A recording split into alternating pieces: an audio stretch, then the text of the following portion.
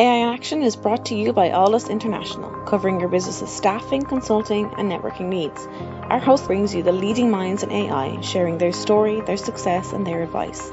Focusing on fast-tracking you to the top, AI in Action cuts through the hype to help you kickstart your data science career.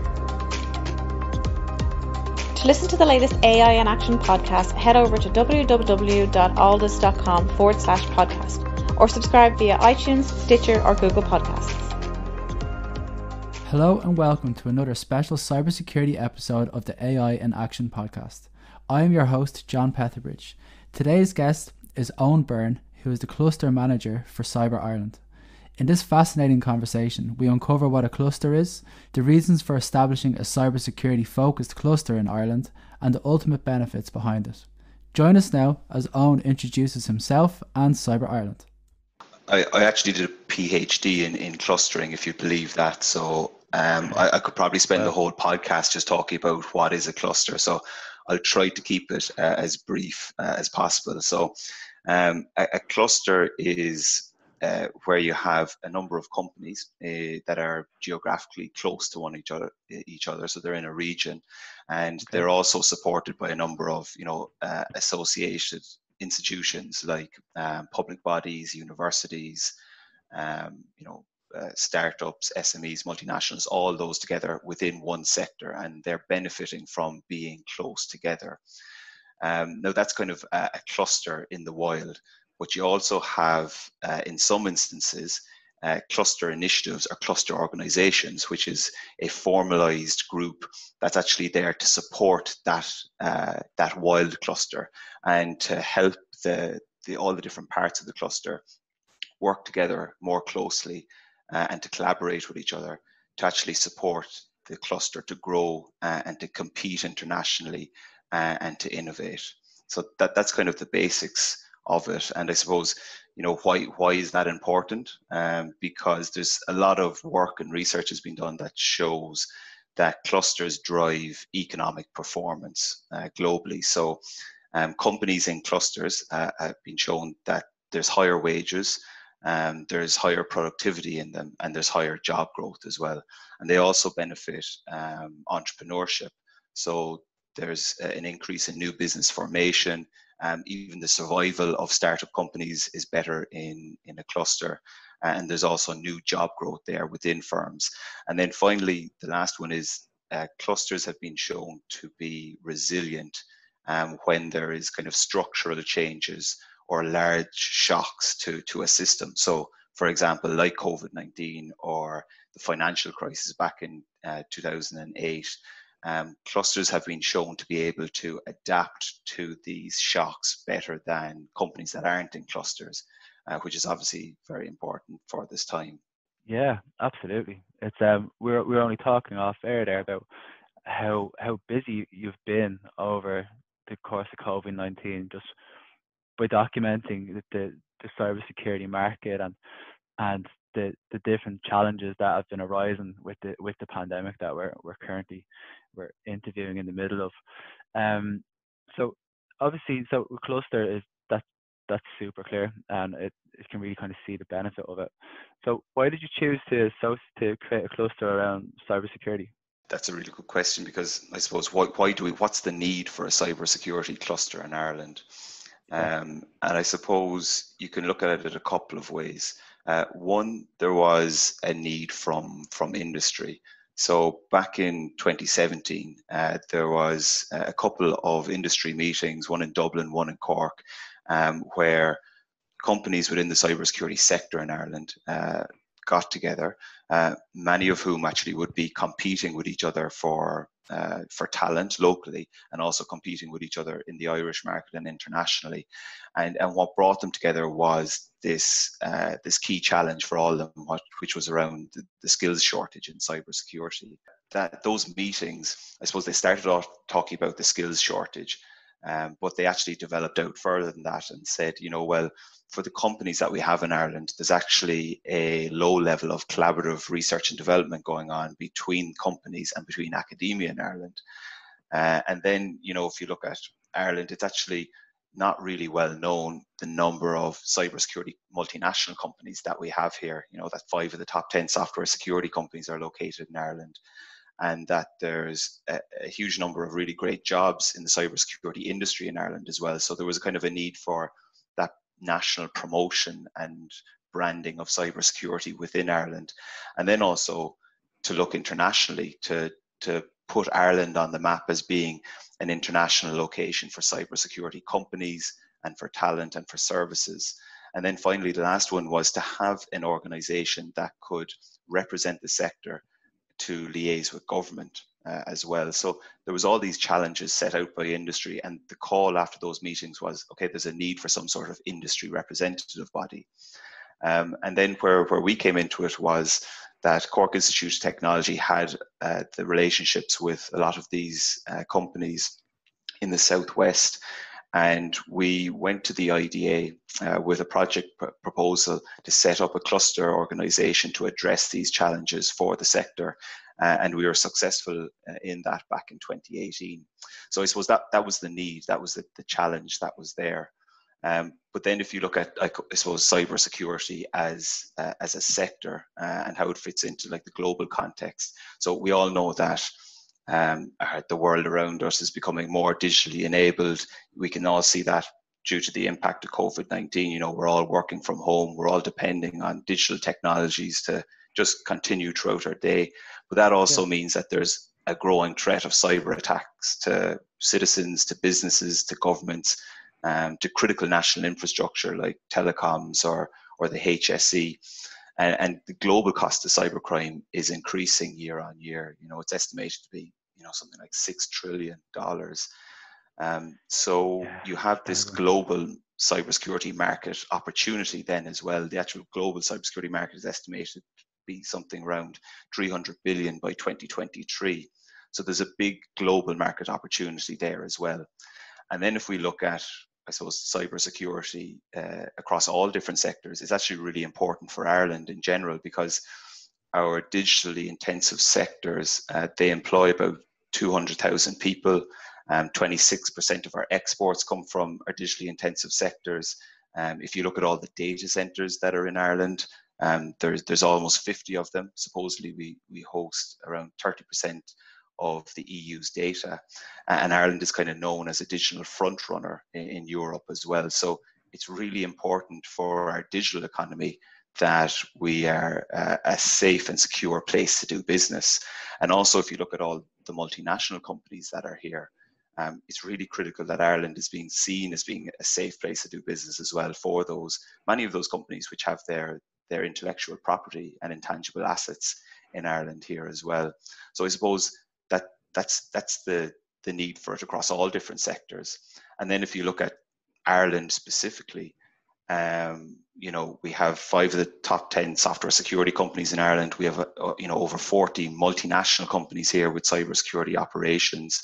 We have a really strong indigenous sector with 60 cybersecurity SMEs and startups. There's over 6,000 people employed in the sector. Over 30,000 people actually have cybersecurity related skills. So we have a really strong workforce here as well. And I suppose that's the opportunity to position Ireland kind of as a world-class cybersecurity hub, and to raise the awareness of cybersecurity within Ireland, but also internationally. A lot of facts and figures that are just, they're staggering really when you look at it. The cost globally to the economy when it comes to cybercrime, and just even the fact that Ireland hosts 30% of EU's data, it's unbelievable. And so since 2018, the mission it seems really clear of why you guys are set up and what you guys are looking to do, and put Ireland on the map is a big part of that. And I guess that tackling the skills shortage, it's huge news, and it's a conversation I have on a daily basis talking to security professionals. From 2018 to today, how do you feel you guys have progressed against what your 2 to 5 year plan has been? So in 2018 we started off the project, and the first 6 months of it was kind of a fact-finding mission. We went out and actually just talked to people in the cybersecurity industry to understand it, and to understand what does the cybersecurity industry actually even encompass. So the first 6 months was going out and mapping the cybersecurity sector from industry, the startups, the SMEs, the multinationals, to the academic institutes that have the courses that are supplying the talent, the research centres, all of those. And then we ran these 3 cluster initiation workshops in Cork, Galway and Dublin to get industry together, to present, the challenges for the sector, and really to get feedback from the companies to say, okay, this is some of the feedback that we've got, this is the challenges we're hearing, what should be the role of a cluster organisation in supporting the Irish cybersecurity sector. And we got huge buy-in to those workshops. There was, I think, over 250 people attended those from over 90 companies. And we used all that feedback to develop out a strategy for the cluster around those challenges, to set up a board, which there's 8 representatives from industry, from across the cybersecurity sector, from SMEs to multinationals. We've 3 academic representatives and 3 government representatives from IDA, Enterprise Ireland, and the National Cybersecurity Centre. And I think that's really critical that we have those 3 pieces of the cluster coming together to address those challenges, which I think if government did it by itself, or if industry did it by itself, wouldn't have the same impact. So we launched the cluster then in May of 2019. And since that, we have been, I suppose, running the various different cluster activities across, talent and skills initiatives, across research and development, building the community, running events, and the promotion of cybersecurity sector in Ireland internationally then as well. And so we've just come up actually to our first anniversary in May. And one of the biggest successes to date is that we have 180 members as part of the cluster now, which is really strong. And it means we kind of have a collective voice for the cybersecurity industry in Ireland. And that's kind of made up of 160 industry members, so about 60 multinationals and 100 indigenous companies, as well as the academic institutes as well. That's so positive, and it's a real testament to the buy-in you guys have in the Irish market, and to just the positive networking and content that you guys consistently share. So yeah, it's definitely going to continue moving in the right direction, I imagine. From all of the meetups and all the interaction and interfacing you're doing with your community, what has been I suppose, when it comes to the skill shortage, the international skill shortage, and just the indigenous skill shortage that we do have in cybersecurity, what's the most common solution that you've come across from talking to industry professionals? That's a tough one, because I suppose the skills shortage it has so many different layers to it. If you were talking to companies, the feedback we were getting was, okay, the challenges are that they need graduates that are receiving up-to-date education in the skills that are relevant to industry. So that's a challenge, to make sure that the graduates coming out are ready to go into industry and have the skills that they need. The other one was the need for deep, specialized and experienced talent. So, you need people with in specific areas with specific technical expertise as well.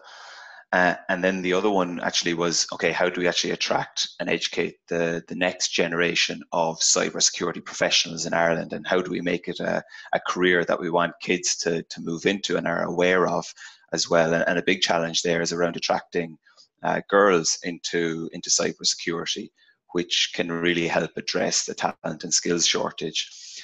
So I suppose there's different maybe solutions for all of those different problems. And if you look at Ireland, we did a mapping study of all of the different courses actually that can get you into a career in cybersecurity, and there's a huge number of them. There's over 120 courses across apprenticeship schemes, the higher education institutes, the education training boards, online industry certifications that can lead into a career in cybersecurity. So there's a lot there. Yeah, That's huge. So many yeah, avenues. and I think there's actually probably more than that, and that's quite broad now. That's any even an undergraduate computer science course that can get you into it, but also undergraduate degree courses with cybersecurity modules in them, or the postgraduate degree courses in cybersecurity. There's 16 of those. There's a cyber apprenticeship program that was launched back in 2019 in Cork and Dublin. So there's a huge array of courses there as well. And then you have the Cybersecurity Skills Initiative, which is training up 5,000 people with cybersecurity skills for companies all across different sectors as well. So there's a huge amount being done by lots of different organisations, whether it's the higher education institutes or the likes of Technology Ireland, ICT Skill Nets. But there still is that challenge there of ensuring that we're meeting the needs of industry, and we know there's a skills shortage there because salaries are increasing. There's a demand for cybersecurity graduates, and companies are being forced to recruit from outside of Ireland. Maybe you're seeing that yourselves. So I Yeah. suppose how we're trying to address that is we've set out three kind of objectives around those challenges from industry. So the first one is understanding what are the actual current and future talent and skills needs of industry. So getting better actual data around the cybersecurity skills in Ireland. And the second part of that is using that data to work with the education and training providers to align with industry needs. And then the third part is, okay, how can we promote cybersecurity careers and the various different pathways into those for adults and students? And we have a whole range of initiatives as part of those objectives, from a cybersecurity skills survey that we're going to be launching over the summer, working with third level institutes to develop new courses. We have a cyber careers dashboard, which gives an overview of the whole range of cybersecurity roles and careers that are out there. It maps those courses, as I was saying, and we also have a jobs board, and then promotion of cybersecurity careers through these capture the flag challenges that we are running. And also for kids as well, we had the Cyber Ireland schools program to teach cybersecurity skills to secondary school students in Ireland this year. So there's a huge range of different initiatives that we're involved in. Yeah, wow. You're really touching upon everything in academia and industry, and just the community of cybersecurity as well. And it's super positive, and only good things can come out of all of this. Yeah, you were saying offline that the kind of pandemic, you guys have been super busy. Tell me a little bit about that, and what has and what sort of content has been what you've been proactively kind of getting out there, and what has kept you guys going. Yeah, so I suppose COVID-19 has impacted all of us. Has impacted Cyber Ireland from the cluster actually itself. It's impacted our members, and it's impacted all companies from a cybersecurity perspective. If you were to look at the kind of overview of what we've heard from our members of the impact on cybersecurity companies, some of the biggest challenges were around actually just the move to remote working, and in particular the management of teams. So that's obviously a big challenge. And then even, we've had reports of some companies have actually found that their teams are actually working more now because you've less to do maybe in the evenings, and you're more focused on your work. And actually well-being is one of the challenges to come out of it, to ensure that people aren't burning out. And then another one was around the reduction in customer demand as well in the for cybersecurity solutions. So that was a challenge for companies, in particular Indigenous companies. But we have seen some uptake there in recent weeks. It seems to be getting back to business for companies. And then there's also been reports of increased cyber attacks and threats as well. So everything from phishing emails and phishing scams and texts that you might see coming out, to business email compromise attacks in your supply chain, to there's been an increase in insider threats. So people taking maybe IP from companies and selling that on, or moving to another company as well. But I think that's starting to go back to normal as well, that the COVID-19 kind of threats and phishing scams are starting to die down at the moment. And then for the cybersecurity industry, there's been, I suppose, a reprioritization of cybersecurity spending. Companies have been saying away from maybe developing next-gen solutions to what they're already working on. And there's also a pressure there to maybe renegotiate contracts. So that's a challenge. Some companies have actually said they're refocusing on their engineering and development because they have spare capacity now, and that is maybe, you know, the projects that have been put on the back burner for the past 12 months, they're able to go back and look at those. So that's kind of one of the benefits. And then another challenge which we were talking about was the whole area of, you know, HR and recruitment. So how do you continue recruiting staff, onboarding them during this time, which feeds into the whole skills challenge area. And you'd even look at internships, you know, that a lot of internships have been cancelled now this summer. So that means that those students lose out on the chance to get experience working in the cybersecurity industry. And then I suppose that the impact on the cluster itself, we've had to move all our events from in person to online. So those capture the flag events, they were going to be run in person in Cork all the way in Dublin. We've moved them online, but got really good turnout to them. There was over 300 people attended the 3 events. Wow. We run regional chapter meetings. They've been all moved online now. We were organising a conference in October. That's going to be virtual. And so I suppose there's challenges for the cluster as well, the same as it is for any organisation. Yeah, I think it's an opportunity to be agile as well, and I feel that's exactly what you guys have been doing by the look of it. The virtual meetups and the virtual capture of the flags. It's I think it's all new, and it's kind of embracing the challenge, really, isn't it? And going with it and using technology to our advantage. But yeah, that all seems super positive, and I think even just so for a year, you guys have achieved so much when you look at all of these different touch points you have now in the cybersecurity industry across Ireland. Really, a lot has been achieved. If you were to cast the view forward another, let's say, 12 to 24 months, what would good look like for Cyber Ireland? And like what are you guys? Obviously, you have built a good foundation, but I'd be interested to see where your sights are set.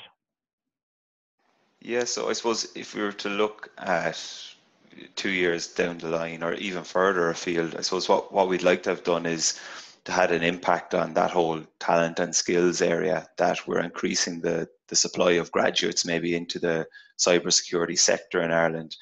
And then around the research and development one, which is an interesting one, because I think, you know, if we really want to develop Ireland as being a leading cybersecurity location, we're competing with the likes of the UK, which have a really strong R&D centre up in Belfast, the Netherlands, Germany, Israel, who are really strong on cybersecurity research and innovation, the US. So R&D is really important for Ireland if we want to put ourselves on the map globally. And there is quite a lot of R&D being done in industry. You have companies like McAfee, who have their advanced threat research team in Cork. You've Trend Micro, who have a global threat research team as well. IBM are doing, you know, cloud development and security. ForcePoint have a cloud security R&D center. MasterCard have their labs in Dublin. So there's a huge number of cybersecurity research teams in Ireland, and there's a lot happening in academia as well. From, you know, CIT to UCD to NUIG to a lot of the SFI centres actually that do research in different areas, from, you know, smart manufacturing to connected networks to data analytics, all have a security element to them as well. But what there's a need for is a national cybersecurity research centre. So somewhere where you could have a cyber range that industry would be able to come in and use to test their products, kind of like to test, you know, against malware, and like a malware lab. And then, you know, academia would be able to use that as well for their research and work with industry through this R&D centre, and maybe get access to industry data and samples, which is a need for academia. And then you could have government participating in the R&D centre as well. From maybe the NCSC would be able to use it, other departments of government, like the Defence Forces or the Guards, and even, the HSE as well. So it becomes like a national security asset. So that's definitely one of the needs from the cybersecurity sector in Ireland, and it's one that we're working with the likes of Science Foundation Ireland to see, is there a possibility of developing a cybersecurity research centre for Ireland? So that's kind of one of our key goals over the next 2 months or 2 years. Brilliant. Yeah, that sounds that sounds super positive and exciting. And I think you kind of highlighted that in R&D, it's very important to highlight the return on investment on that.